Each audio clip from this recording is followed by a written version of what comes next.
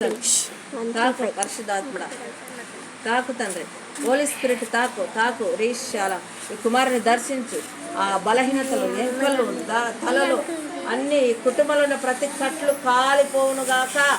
ఆ తల మొదలుకొని ఆ ఎంకలలో పూనుకున్న చీకటి అంతా ఎరుతో సహా మీరు కాల్చివేయండి తండ్రి, కాల్చివేయండి పరిశుద్ధాత్ముడా. ఆ తలను, స్వాతిని, నడము, కాలు, మోకాళ్ళ నుంచి ఎల్లగొట్టాలి వేస్తున్నాము.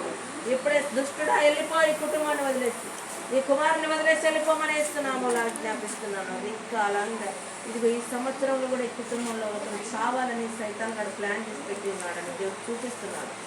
కరెక్ట్గా వాడు ప్లాన్ చేసి పెట్టి ఉన్నాడు. కానీ దేవుని దగ్గరికి వస్తేనే ఆ యొక్క సావు అనేది దూరం అయిపోతుందని చూపిస్తున్నాడు. రిక్కా మాలసి రీతార ఓ రికామాన రికాల అందర షాల రిబా చికే రిసి రిమా స్తోహోలో ఆ కాళ్ళలో నుంచి వెళ్ళిపో సైతానుడా, ఏసు నామమున వెళ్ళిపో. రిబా సెకే లి రికి కాలసి గ్లోరీ గ్లోరీ ఏమా సెహేలా రకామా ఎక్కడ నుంచి వచ్చావో, ఎన్ని రోజుల నుంచి ఉంటావో దుష్టాత్మ, ఏసు నామములో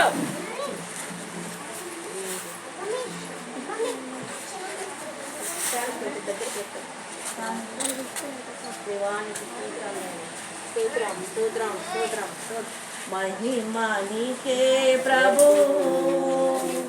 घनता नीके प्रभु, स्तुतियु महिमा घनतायु ప్రభావము నీకే ప్రభు.